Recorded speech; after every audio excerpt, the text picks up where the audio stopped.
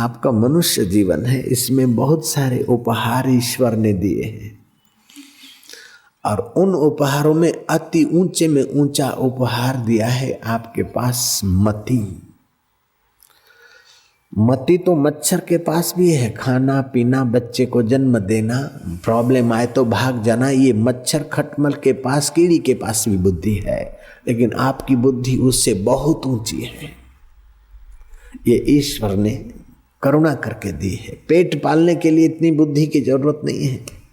मच्छर किसी school college में नहीं गया, फिर भी मच्छर को पता है कि बाबा की दाढ़ी पे बैठना बेकार है। जयराम जी की मैं कई बार ट्राई करता हूँ, गाल पे इधर उधर बैठता तो मैं कोशिश करता हूँ भाई एक बार तो बैठ, कसम खाने तक का तो बैठ, नहीं बैठता मच्छर। इतनी अक्ल तो उनको भी है कि बाबा की दाढ़ी पे बोरिंग नहीं होता है। इतनी अक्ल मच्छर को है, किसी कॉलेज में नहीं गया है, कोई किताब उसने नहीं पढ़ी। पेट भरने की विद्या तो उस मच्छर के पास है, बच्चा पैदा करने की। मनुष्य के ऊपर ईश्वर ने विशेष कृपा की। मनु शत्रुपा, मनन करने की योग्यता। शत्रुपा मन श्रद्धा, श्रद्धा और मनन की योग्यता वाला जो प्राणी है उसे मनुष्य कहते हैं। दूसरा अर्थ है कि मनसा शिवेति मनुष्य, जो मन से संबंध जोड़ दे उस ब्रह्म के साथ, परमात्मा के साथ, उसका नाम मनुष्य है। जैसे सुई दो कपड़े को जोड़ देती है, ऐसे ही ये आपका मन और बुद्धि आपको ब्रह्म परमात्मा के साथ जो जुड़े जुड़ाए, उसमें जो विघ्न है वो भ्रांति को, अविद्या को हटा देती। जैसे आप रात को नींद करते हैं तो क्या होता है कि आपकी इंद्रियां मन में लीन होती है, मन बुद्धि में लीन होता है, बुद्धि अहम में लीन होती है, जीव में, और जीव अविद्या में लीन होता है। आपके आगे सांप आकर सो जाए तो आपको पता नहीं, आपके आगे कोई आपके मुंह में कोई रसगुल्ला रख दे तो पता नहीं स्वाद का, क्यों कि आपका मन सो गया है, आपकी मति सो गई है। लेकिन उसमें भी कोई शब्द लेकर बुला दे फलाने भैया, तो वो अविद्या की गहराई में सोए हुए जीव तक शब्द पहुंच जाता है। हाँ, 1000 आदमी में मोहन भाई को ही बुलाओ तो मोहन भाई जल्दी जग जाएंगे, उठ खड़े हो जाएंगे, भागे चले आएंगे। तो इस शब्द में अचिंत्य शक्ति है। वो शब्द अगर सत्संग का होकर मिल जाए, वो शब्द अगर भगवान के नाम का होकर मिल जाए, वो शब्द अगर गुरु की दीक्षा के द्वारा होकर मिल जाए, तो बिगड़ी जन्म अनेक की सुधरे अब और आजू। तुलसी होई राम को राम भजी, तजी को समाजू। भगवान ने कहा गीता में, ओम इति अक्षरम ब्रह्म, जो अक्षर है, जो शब्द है, वो ब्रह्म है। व्याहृंत मां मनुं सुमरन, यह प्रयंति त्यजंत देहम स याति परमाम गति। जो ओम इस एक अक्षर ब्रह्म का उच्चारण और मेरा सुमरण करता हुआ शरीर को छोड़कर जाता है, वह परम गति को प्राप्त हो जाता है। एक होता है सुमरण,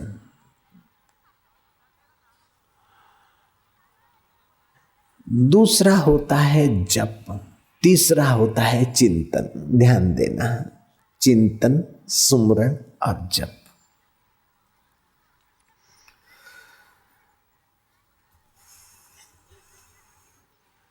भगवान का चिंतन किया जाए। चिंतन चित्त वृत्ति से होगा। चिंतन किसका करोगे कि जिसके विषय में तुम सुनोगे उसी के विषय में चिंतन होगा। तो भगवान कैसे हैं और कहाँ रहते हैं, कैसे मिलते हैं, ये जानना सत्संग से ही संभव है। बाजार से ये नहीं मिलेगी चीज, सत्संग से भगवान का चिंतन करने का रास्ता मिलेगा। जप करना है, यज्ञानाम जप यज्ञो अस्मि ही, यज्ञों में जप यज्ञ मैं हूं। जौ तिल आदि वस्तुओं का जो जप यज्ञ करते हैं वो अच्छा है, लेकिन उसमें विधि विधान है और कर्म का फल कालांतर में मिलेगा। यहाँ तो जप में विधि विधान की आवश्यकता विशेष नहीं रहती है, और जप करते जाओ उसी समय चित्त में 84 नाड़ियों पर उस जप का असर पड़ेगा, 26 उपतकाओं पर उसी समय जप का असर पड़ेगा, 5 शरीरों पर जप का असर पड़ेगा, 6 चक्रों पर जप का असर पड़ेगा। जैसे डायनामो घूमता है और एनर्जी बनती है, ऐसे जप करते करते आध्यात्मिक ऊर्जा, आध्यात्मिक ओरा बनती है। जपात सिद्धि न संशय, जपते जाओ सिद्धि होगी। लेकिन जप में कहाँ कहाँ सावधानी रखनी है वो सत्संग के द्वारा अथवा गुरु के उपदेश के द्वारा मिलता है।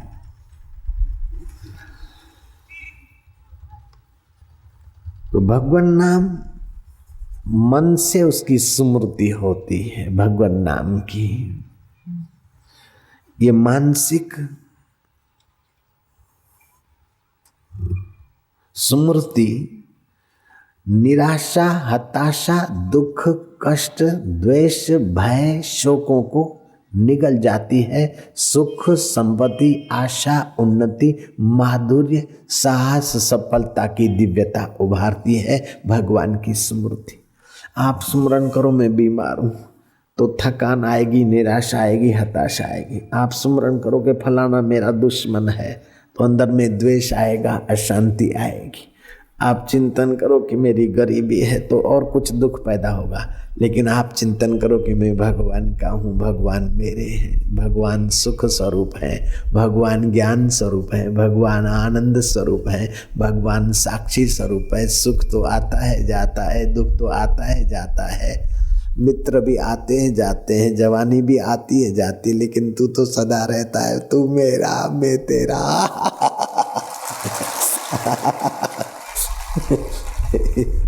तू मेरा मैं तेरा। आपके अंदर दिव्यता उसी समय आती है। ऐसा नहीं कि यज्ञ अभी करो, मर जाओ, फिर स्वर्ग मिले, फिर अप्सरा मिले, फिर कुछ मिले, फिर मजा आए। नहीं, अभी मजा आ जाता है सुमरन से। जयराम जी बोलना पड़ेगा। तो ये भगवान का सुमरन, पहले भगवत कथा सुनो और भगवान कैसे बराबर मन समझ जाए तो फिर महाराज देखो कैसा आनंद आता है। मरने के बाद का वायदा नहीं है, जीते जी। मुआ पछीनो वायदो नकामो को जाने छे काल, आज अत्यारे अब घड़ी साधु देख लो नगदी रोकड़ माल। योमाम स्मृति नित्य स, ऐसा करके भगवान ने स्मरण की महिमा गीता में बताई।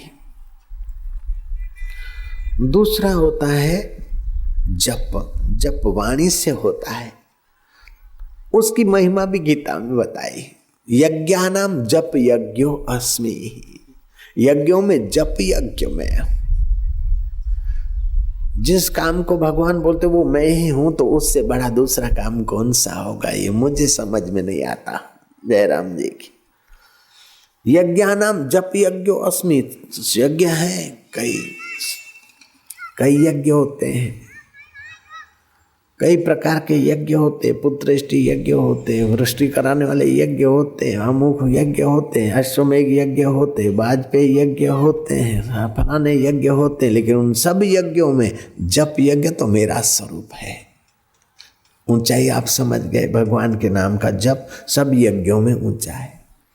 श्रीमद् भागवत में आता है कि अश्वमेघ सहस्त्राणी वाजपेयी शतानी च, 1000 अश्वमेघ यज्ञ कर ले कोई, सैकड़ों वाजपेयी यज्ञ कर ले कोई, लेकिन भगवत कथा के आगे उनका पुण्य 16वां हिस्सा भी नहीं है।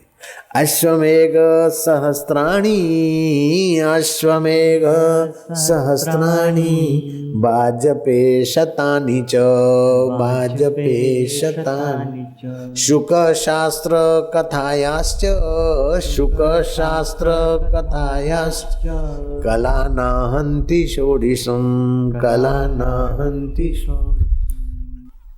हजार अश्वमेघ यज्ञ, सैकड़ों वाजपेयी यज्ञ, फिर भी भगवत कथा के आगे 16वां हिस्सा भी उनकी बराबरी नहीं कर सकते वे, इतने सारे यज्ञ। तो ऐसी भगवत कथा का आयोजन जिन्होंने किया होगा, करवाया होगा, उनने साथ सहयोग दिया होगा या दूसरे को सुनाया होगा कि वही कथा हो रही है, वे भी भगवान की कितनी कृपा के पात्र होंगे। वो तो उनका अंतरात्मा उनको धन्यवाद देता होगा कि कुछ शुभ तो हुआ है।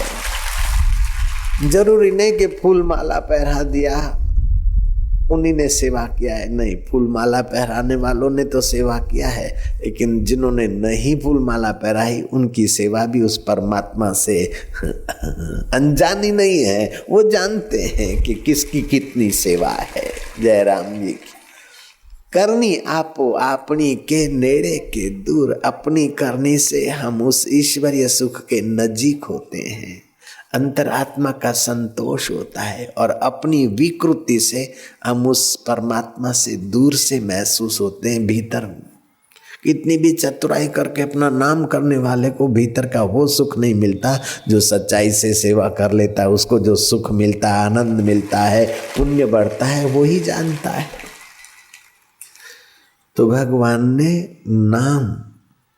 भगवान नाम मन से सुमरण करने को कहा। यो माम सुमरति नित्यशः, जो मेरा नित्यशः सुमरण करते हैं वे अत्यंत ऊंचे लोग हैं, ऊंचाइयों को पाते हैं।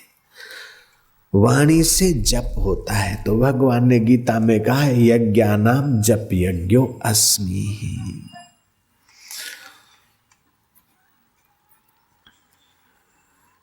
कंठ से कीर्तन होता है, तो भगवान कहते हैं सततम कीर्तयन्तो माम, जो सतत मेरा कीर्तन करते हैं। कंठ से कीर्तन होता है, वाणी से जप होता है, मन से सुमरण होता है।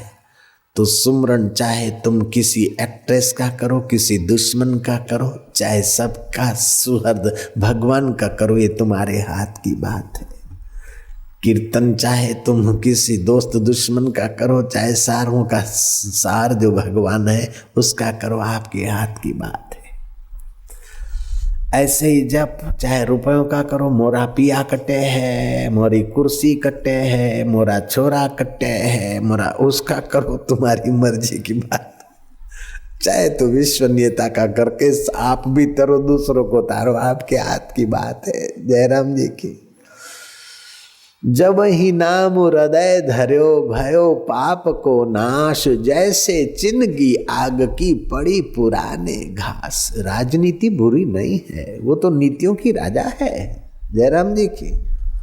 लेकिन राजनीति बिना सत्संग के जो राजनीति करते, बिना ईश्वर के आश्रय के जो राजनीति करते, वो राजनीति की जगह पर और नीति करते हैं जयराम जी की। इसलिए बेचारे नेताओं की इज्जत आजकल बहुत ओछी हो जाती है।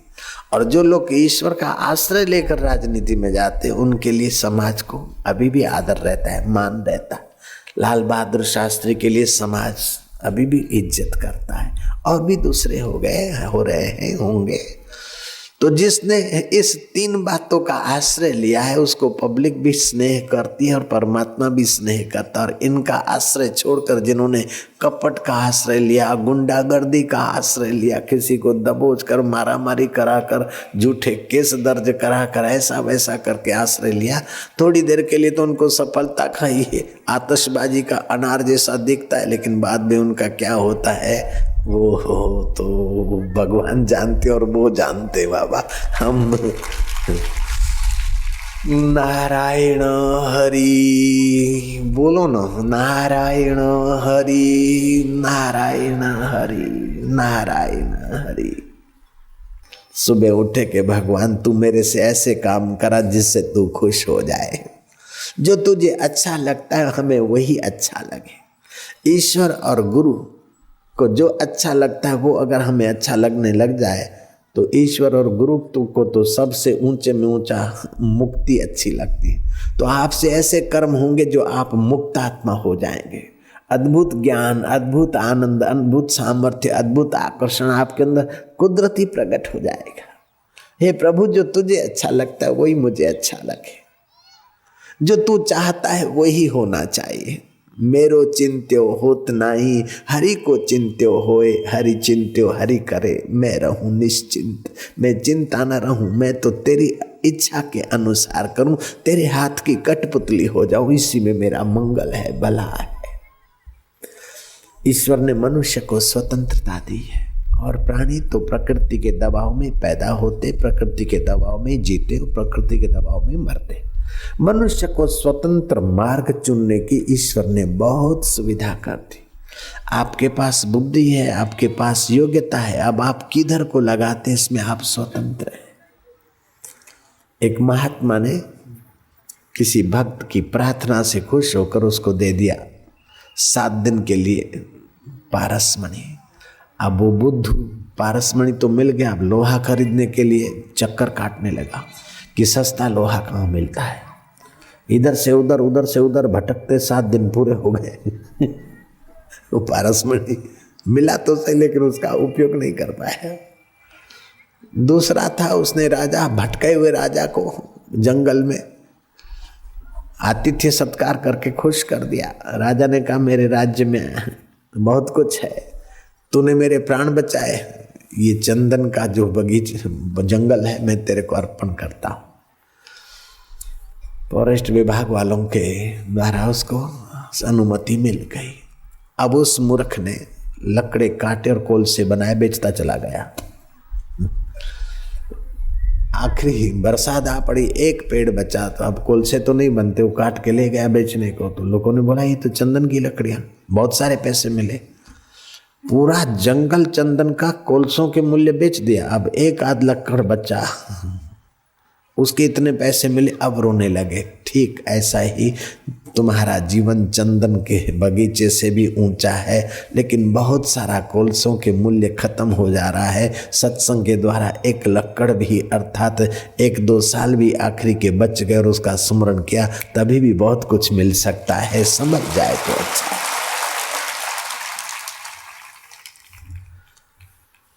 इसलिए तुलसीदास ने कहा, एक घड़ी आधी मैं पुण्याद, तुलसी संगत साधकी हरे कोटि अपराध।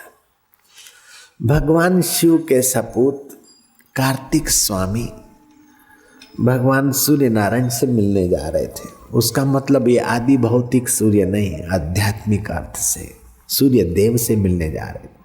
सूर्य देव ने देखा कि भगवान कार्तिक आ रहे हैं। सूर्य जानते थे, दूरदृष्टा थे। अर्घ्य पाद लिया और उनका स्वागत करने को निकले, इतने में आकाश से दूसरा विमान जा रहा था। कार्तिक की परवाह किए बिना दूसरे देव पुरुष का उन्होंने स्वागत किया। कार्तिक सोच रहे कि ये कौन ऐसे बड़े हैं कि मेरा स्वागत के पहले सूर्य नारायण उधर भागे। उनका स्वागत हुआ, उनको अलविदा दी, फिर कार्तिक स्वामी के तरफ मुखड़ा किया। इतने में दूसरे विमान का संकेत मिला। दूसरे विमान में जो आत्मा बैठे थे देव पुरुष, सूर्यनारायण ने ध्यानस्थ होकर देख लिया। उस देव पुरुष का स्वागत करने के लिए सूर्यनारायण तत्पर हुए। वो जब चला गया तो सूर्यनारायण ने कार्तिक स्वामी का स्वागत किया। कार्तिक स्वामी ने कहा कि भगवान, आपने मेरे प्रति तो आस्था दिखाई, मेरा स्वागत करने के लिए आप उठे। फिर एक विमान में जाने वाले व्यक्ति के पीछे लगे, फिर थोड़ी देर में दूसरे विमान के। ये बात मुझे समझ में नहीं आती, ये कौन दिव्य पुरुष थे? बोले, एक तो वे थे कि जो भगवत कथा सुनाते थे पैसा लेने की लालच से नहीं, जयराम ने की वाहवाही की इच्छा से नहीं, लोगों का ज्ञान बढ़े, लोगों का स्वास्थ्य बढ़िया हो, लोगों में स्नेह आए और लोग अपने लोकेश्वर का स्मरण करे, जप करे, और लोक मंगल की भावना से कथा सुनाते थे। और लोगों की प्रीति भगवान में होगी तभी सब दुख मिटेंगे, और कोई सच्चा उपाय नहीं, सब कच्चा उपाय है दुख मिटाने के। तो इस भावना से भर कर भगवान में गोता मारकर जो सत्संग करने वाले सत्पुरुष थे, इसलिए आप कार्तिक स्वामी भगवान शिव के पुत्र हो। भगवान के पुत्र हो, लेकिन भगवान ऐसे संतों के शिष्य बन जाते हैं। राम अवतार में वशिष्ठ के शिष्य बने थे और कृष्ण अवतार में सांदीपनि गुरु के शिष्य बने थे। भगवान जहाँ मत्था टेकते ऐसे वे ब्रह्मवेता संत थे। मैं उनका स्वागत पहले करना चाहता था।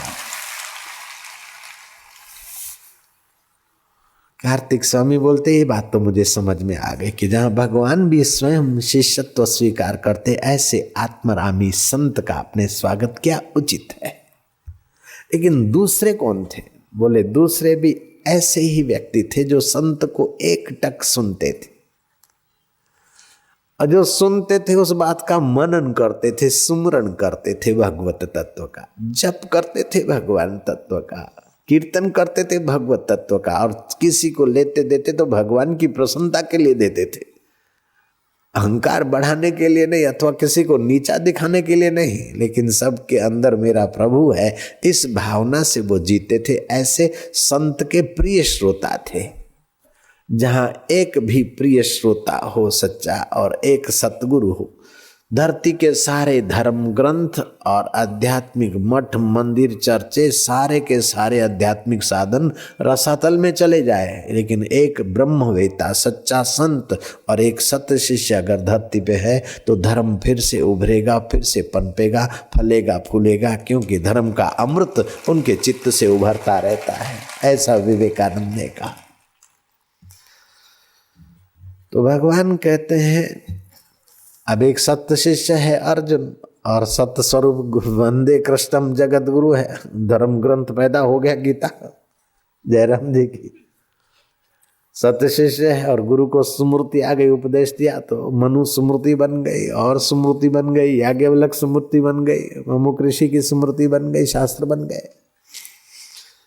तो अब मैं आपको प्रार्थना करता हूं कि आपके पास योग्यताएं बहुत है,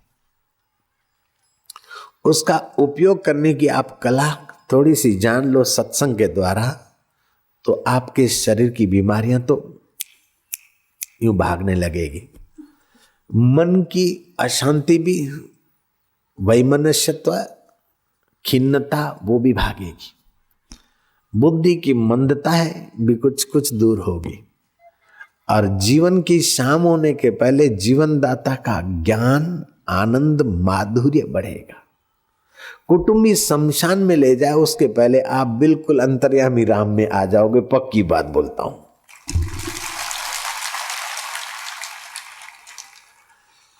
दुनिया की चीज तो मिलेगी, वो आपसे प्रकृति छीन लेगी। रुपया मिला तो भी मौत रुपया छीन लेगी, कुर्सी मिली तो भी छीन लेगी, पत्नी मिली तो भी छीन लेगी, पति मिला तो भी, गहना मिला, दुनिया की सब चीजें छीन लेगी मौत। लेकिन मैं जो चीज बताने जा रहा हूं वो मौत तो क्या, मौत के बाप का बाप, बाप का बाप भी उसको छू नहीं सकता है, छीनने की तो बात क्या, उसके नजीक नहीं पटक सकता है। मैं ऐसी बात बताना चाहता हूं आपको।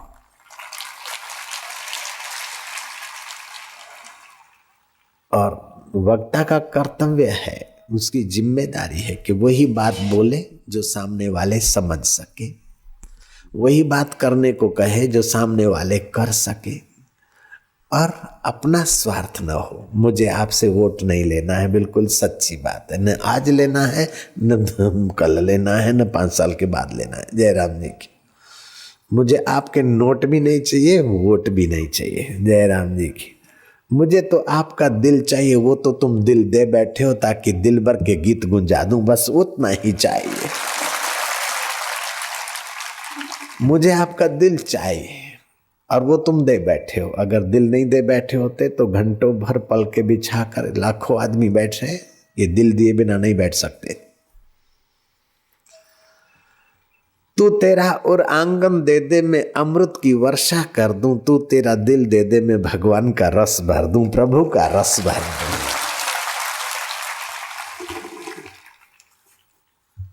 ओम इति अक्षरम ब्रह्म व्याहरण मन मां मनुस्मरण, यह प्रयांति तदेहम स याति परमाम गति।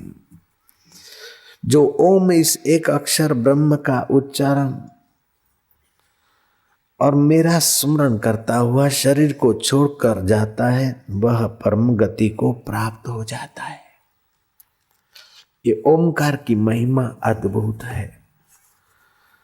असुरों ने इंद्रपुरी को घेर लिया और देवता हारे।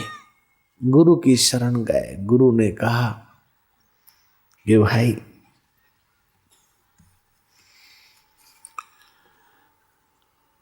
ठहरो मैं तुम्हें बताता हूं। गुरु अंतर्मुख हुए। अंतर्मुख हुए तो अनहद नाद में पहुंचे, जो ओमकार स्वाभाविक चलता है। वहां से प्रेरणा लाए कि अगर ये देवता आज्ञा कर दे कि कोई भी शुभ कर्म करते समय ओम का आरंभ करके शुभ कर्म होगा तो हम स्वीकार करेंगे, नहीं तो नहीं स्वीकार करेंगे। देवताओं ने बाउंड हो गए, बोले जरूर ये तो होना ही चाहिए। उस ओमकार, उस चैतन्य परमेश्वर का स्फुरना बताया बृहस्पति ने कि कोई भी शुभ कर्म अभी भी सनातन धर्म में होता है। ओम गणानां भदिगुंगवाहा, ओम श्री गणेशाय नमः, ओम भूर्भुवस्वः, ओम नमः शिवाय, ओम नमो भगवते वासुदेवाय, ओम द्योर शांति, अंतरिक्ष शांति, आपः शांति, औषधय शांति, वनस्पतय शांति, ओम यज्ञेन यज्ञमय जंत देवास्थानि धर्माणि प्रद। सारे कर्मों के आगे ओम लगाया जाता है, क्योंकि इस ओम के उच्चारण से आपकी सुषुप्त ऊर्जा में वाइब्रेशन पैदा होते, चैतन्य में। जैसे पानी में आप कुछ कंकड़ डाल दो तरंगित होता है, ऐसे ओम उच्चारण करने से 6 बार ओमकार का उच्चारण करो तो आपके नाभि के पास मूलाधार केंद्र में आध्यात्मिक तरंग उभारते हैं, जो हताशा को, निराशा को भगा देते हैं, यहाँ तक कि रोग के कीटाणुओं को भी नष्ट कर देते, और तुम्हारे जीवन में जीवनदाता की शक्ति का संचार हो जाता है। मरते समय भी इसका स्मरण करो तो दुर्गति नहीं होगी, सदगति होके रहेगी। लेकिन जीवन भर जो आदत है, मरते समय वही याद रहता है। इसलिए जीवन भर इस परमात्मा के नाम का स्मरण, परमात्मा के नाम का जप और परमात्मा के नाम का कीर्तन हो तो तुम्हारे हृदय में सुषुप्त जो परमात्मा चेतना है उसमें निखार आ जाएगा, और जीते जी तुम्हारे को जीवन मुक्ति का सुख भी मिलेगा और मुक्ति भी मिलेगी। तो आपका कंठ, मन और वाणी तीनों, उसका आप सदुपयोग करो। आपका 2-4 दिन में ही उन्नति का कुछ न कुछ स्वाद आपको आ जाएगा। 2-4 दिन तो मैंने ज्यादा कह दिए। मैं तो ये भी कह सकता हूं कि 2-4 मिनट में उसका आपको कुछ न कुछ झलक आ सकती है। मैं एक प्रयोग कराता हूं अभी आपको। सुमरन से, जप से, कीर्तन से क्या लाभ होता है अभी आपको अनुभव हो जाएगा। शुरुआत में भले थोड़ा हो जाए, लेकिन जो बढ़ता जाएगा त्यों आप उन्नत होते जाएंगे। मैं ये नहीं चाहता कि 12 साल आप करते रहो और फिर वहीं के वहीं ना। ये तो जेट युग है, जल्दी का जमाना है। इसीलिए मंत्र दीक्षा देकर मेरे को कोई बड़ा झमेला मैं पसंद नहीं करता। मंत्र दीक्षा मिले तो अनुभव होना चाहिए।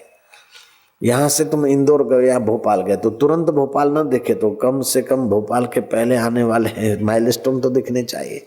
इंदौर जाना है तो कम से कम देववास का माइलस्टोन तो दिखना चाहिए। अगर नागपुर जाना है तो फिर आपका बैतूल तो दिखना चाहिए, बैतूल के माइलस्टोन तो दिखने चाहिए। ऐसे ही तुरंत ईश्वर ना मिले, लेकिन ईश्वरी कुछ अनुभूतियां तो होनी चाहिए। ऐसा नहीं कि कान फूंक लिया, अला बांधूं, बला बांधूं, भूत बांधूं, प्रेत बांधूं, डाकिनी बांधूं, साकनी बांधूं और फुर दे दक्षिणा, बिस्त मिला तेरे को। ऐसा मेरे को मंत्र दीक्षा देना नहीं आता। जय राम जी की। मंत्र, मंत्र जाए उसे बोलते मंत्र। अंतर में मनन करे उसको बोलते हैं मंत्र। और गुरु के मंत्र से आयु, आरोग्य और पुष्टि मिलती। गुरु मंत्र से आध्यात्मिक ओरा का विकास होता है। गुरु मंत्र से दुख, चिंता, कलह, क्लेश आदि क्षीण होते। सुख, संपदा, शांति, भुक्ति, मुक्ति के द्वार खुलते हैं। जिसके जीवन में गुरु मंत्र नहीं है उसको शिव जी बोलते हैं वो मूर्ख है। गुरु मंत्रो मुखे यस्य तस्य सिद्ध्यन्ति न अन्यथा गुरु लाभात सर्व लाभो गुरु हीनस्तु बालिशः। बालिश मना मूर्ख है। भगवान शिव ने गुरु गीता में कहा। कबीर जी कहते हैं यह तन विष की बेलरी, शरीर विष की बेल है। बढ़िया से बढ़िया मिठाई खाओ, 4-6 घंटे के बाद गंदगी बन जाती। अगर हजम हुई तो मलमूत्र हो गया, और नहीं हजम हुई तो एसिड जहर बन गया। ये शरीर गंदगी बनाने का अथवा विष बनाने की बेलरी है। लेकिन गुरु मिल जाए तो छुपे हुए चैतन्य की जागृति हो जाए तो तुम्हारी चरण रज भी दूसरे का भाग्य बनाने को, पवित्र करने को सामर्थ्य हो जाती है। यह तन विष की बेलरी, यह तन विष की बेलरी, गुरु अमृत की खान, अमृत की खान। सिर दीजे सतगुरु मिले, सिर दीजे सतगुरु मिले, तो भी सस्ता जान, तो भी सस्ता जान। हरि ओम।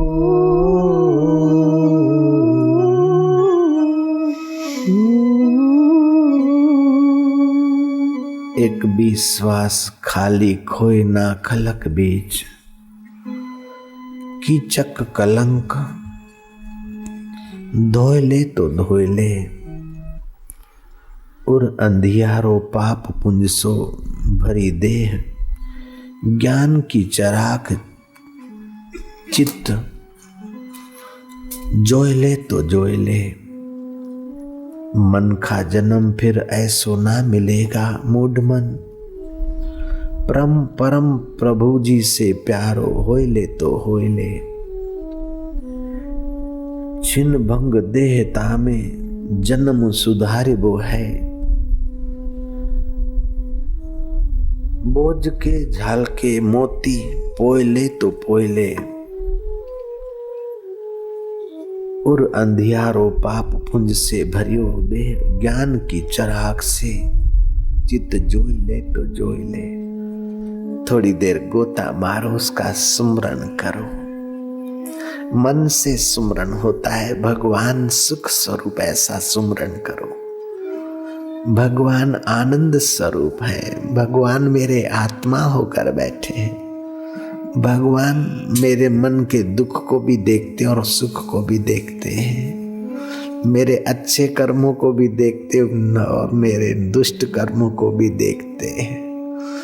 वो भगवान मेरे आत्मा है, परमात्मा है, ऐसा चिंतन करो, सुमरन करो। तो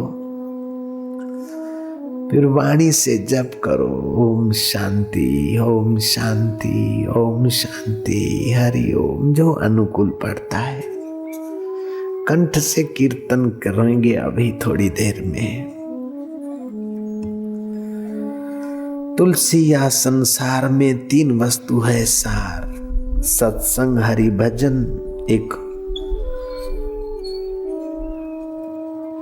निष्दिन पर उपकार। एक तो सत्संग, दूसरा भगवान का भजन और तीसरा परोपकार। मोहब्बत में यह लाजिम है कि जो कुछ है फिदा कर दे, तेरी जो योग्यता है उस चरणों में फिदा कर दे, अंतर्यामी को अर्पण कर दे, चतुराई छोड़ दे, सच्चे हृदय से उसका सुमरन करता जा। मैं तेरा हूं, तू मेरा है, ऐसा सुमरन करते जाओ। आप जप करते जाओ, ओम शांति शांति शांति। कीर्तन फिर कर लेंगे अभी थोड़ी देर। वो श्वासोश्वास का किया, फिर हरि ओम हरि ओम हरि ओम हरि ओम हरि ओम हरि ओम हरि ओम हरि ओम। हरि उच्चारण करने से यकृत पर, किडनी पर, गर्भाशय पर अच्छी असर होती है। ओम का उच्चारण करने से अकेला ओम उच्चारण नहीं करना चाहिए, मंत्र सहित थोड़ी देर भले अकेला कर ले 10-20 बार, लेकिन सतत नहीं। तो शरीर को तो फायदा होगा, मन बुद्धि को भी फायदा होगा, और आपका कुमड़ाया कमल खिलेगा, घर का झगड़ाबाजी भी कम होगा, उदासीता दूर होगी। मैं ये बताता हूँ आपको, बस 2-4 दिन में तो बिल्कुल इसका चमत्कार मालूम होगा। अभी खाली सीख लो, 2-4 दिन में ही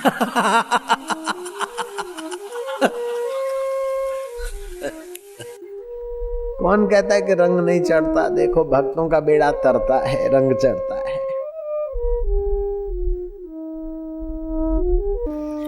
ये दुनिया और दुनिया की पदवियां चंचल वैश्या जैसी है, किसके पास ही नहीं ठहरती सदा के लिए। दुनवी चीजें और दुनवी पदवियां युवा वैश्या के जैसी है, चंचल है, नहीं ठहरती।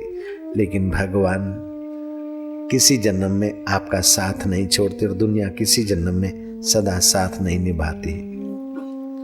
गहने, कपड़े और मकान, दुकान में लेन देन की कलकल में जीवन बिताकर मनुष्य जीवन के मिले हुए दिव्य उपहारों का नाश उस कठियारे जैसा न करे जैसे चंदनवन को कोलसों में बदल कर बेचा था। जिसने संसार की आसक्ति का त्याग कर दिया वो बड़भागी है। जिसने मौत के पूर्व अमरता को पाने की तैयारी कर ली वो बड़भागी है। जिसने अपने अंतरात्मा परमात्मा को प्रसन्न कर लिया वो बड़ा बुद्धिमान है, बड़भागी है।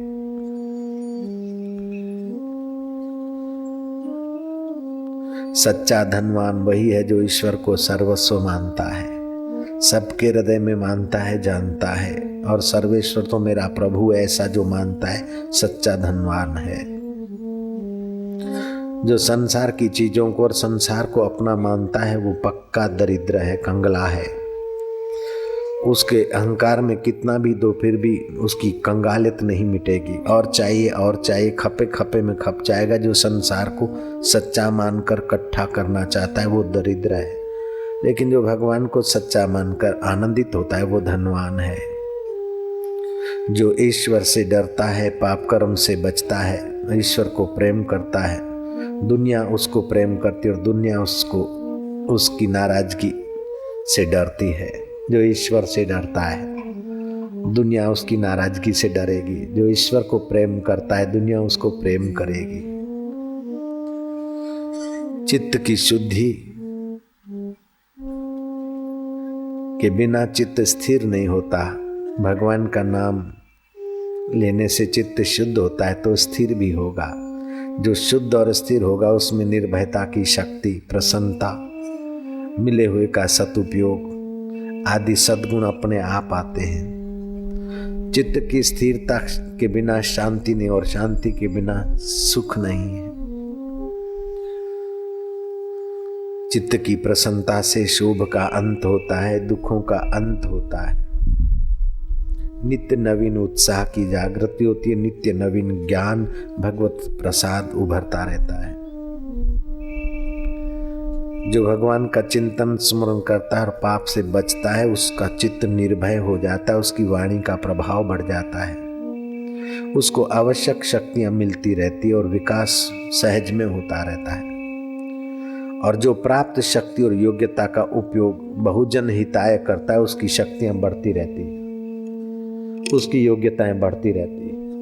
लेकिन जो चाटुकारों के चक्कर में आकर अन्याय या अधर्म करता है उसकी योग्यता रावण की जैसी भी हो तभी भी नष्ट हो जाती है। जो अपनी शक्ति और योग्यताओं का सदुपयोग करता है उसकी शक्ति और योग्यता बढ़ती जाती है।